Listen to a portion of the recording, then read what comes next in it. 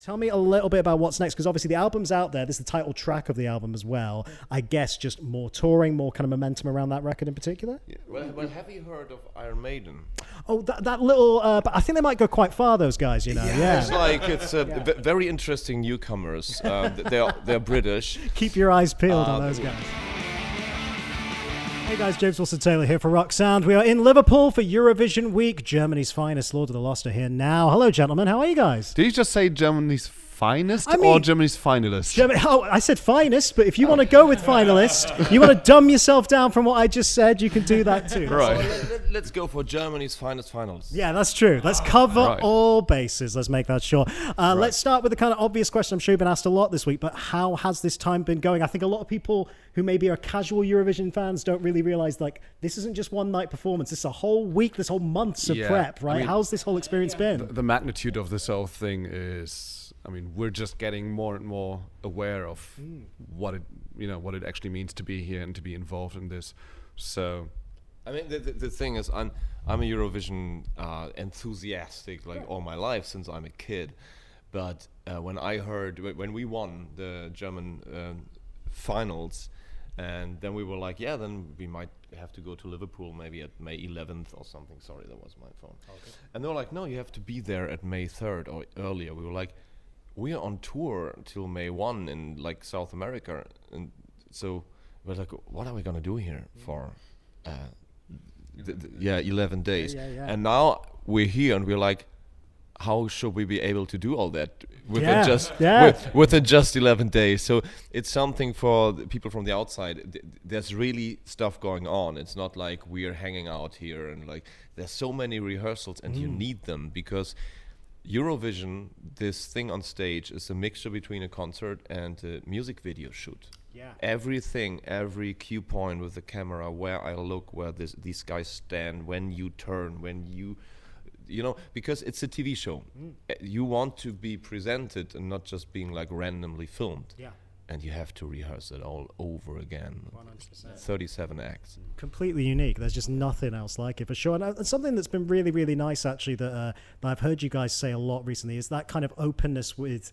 There's such a variety of genres of Eurovision. It's great to hear you've been a fan for a long time, because so have I. And obviously, I'm also a massive fan of rock music, right? And I feel like Eurovision itself has always been very welcoming. It sits together well. It does. Someone like, why do you need that? You're a rock band. Like, it's Eurovision Song Contest, not pop contest. Exactly that. But I feel like maybe the rock world, by and large, has sort of been playing a little bit of catch up. It sort of feels like in the last couple of years, maybe, it's finally been seen as, there is a home there for this style of music. It's got to be nice to be a part of that at this particular moment as well. Yeah, I mean, it always takes a little bit of time to realize things that they actually fit together. I mean, Mankind didn't always know that, I don't know, pasta with bolognese goes well together. You had to find that out at one point. So we're close to lunchtime, by the way, in case you realize why that comparison was coming in. Yeah, but you get the idea. No, sure.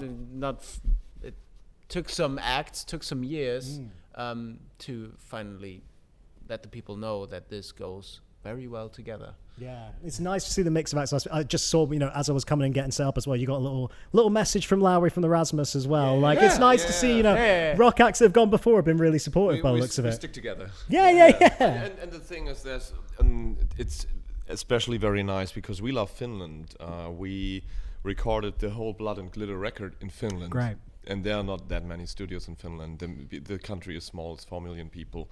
And when you're like in the Finnish music scene, and we now are like a tiny piece of it, although we're German, but by recording the album there, so it's nice to see all these people meet all. So that's so nice. Proper sense of community. It's really, really lovely. Let's talk about Blood and Glitter then, shall we? So something that I think is kind of an inevitable question here is not just about the writing process and all that kind of stuff, but when you were knowing you were going to submit for Eurovision, is that always the song that kind of leapt out to you? What was it about that track that thought, actually, that's the one we should do for the contest? Yes and no.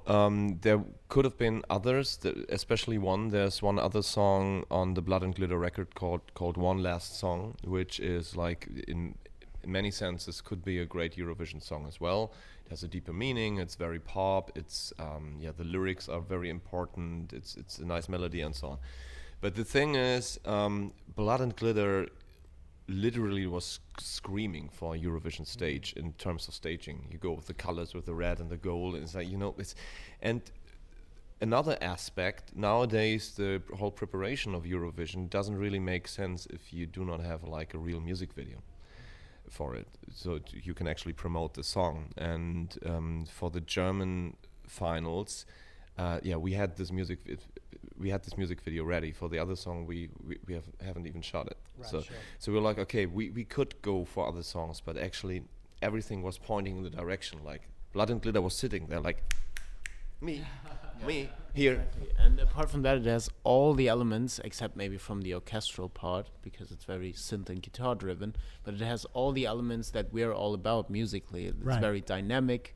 It has these romantic piano and soft voice moments. It has a heavy riff and screaming and everything. So it's like a business card that we want to give that we could give to people that they get us in 2 minutes 59.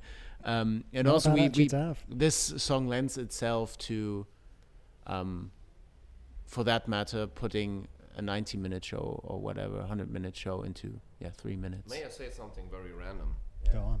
These guys in the back now with this pose, they look more like we're the band than they are securities. You don't get to see. I'm seeing like some confident nods for certain answers. It's all good. It's confident nods, but also looking like that. I feel very all right, push them out. Ready to take you out at any second.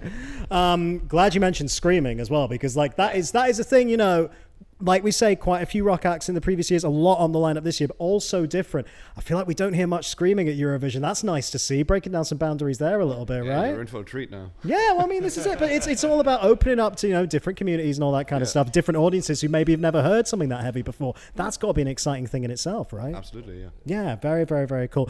Tell me a little bit about what's next, because obviously the album's out there. This is the title track of the album as well. I guess just more touring, more kind of momentum around that record in particular? Yeah. Well, have you heard of Iron Maiden?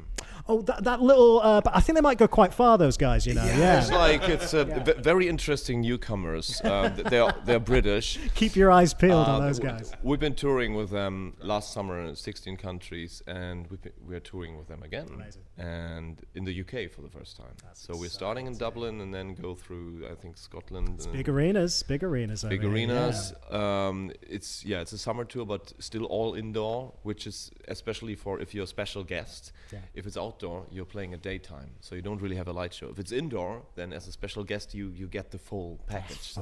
That's very, very fun. How has that experience been for you guys overall? I mean, I'm sure a band come on, anyone who's into heavy music has looked up to that band at some point, so it must have been an amazing experience to hit the road with them. It was outer-worldly, but the most impressive thing wasn't the big stadiums, because when you see one stadium and you see another one the next day, it isn't that impressive anymore. And I don't mean that in an arrogant way. It's just like that. It's just another big building. Sure. The most impressive thing was the humans behind it, their crew and also the band. And when you are on a stage playing for an Iron Maiden audience and you look to the right side and you Steve Harris standing there watching your show, you look to the left side and you see the unique grin of Nico McBrain watching your show. I give it like a thumbs up.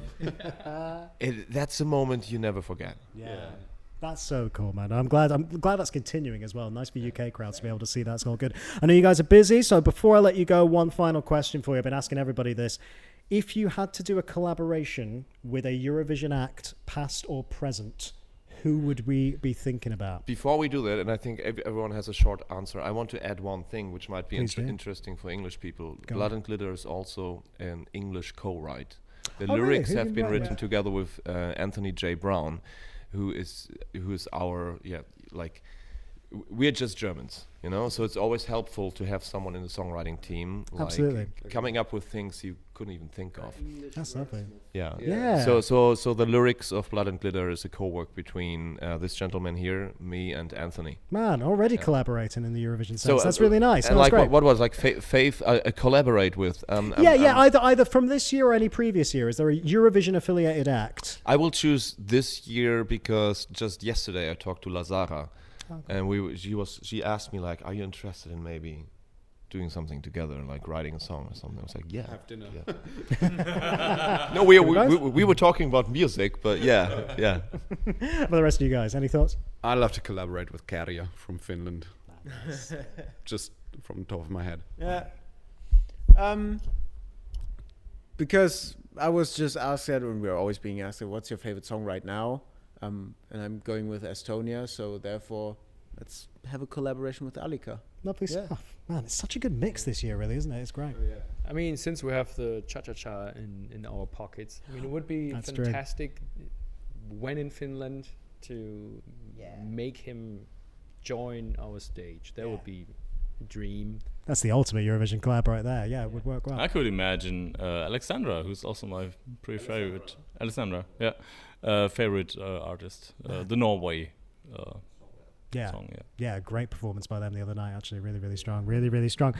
Guys, I'm going to let you go. Best of luck with everything at the weekend. Good to see you guys. And I guess we'll see you in the UK with Iron Maiden as well. Very, very exciting, all right? Correct. And also, in September, we're coming back to UK actually for a headliner tour. Some headline shows. Just a quick shameless plug. No, do it. But to be fair, like it's in September, but the whole tour is nearly sold out already.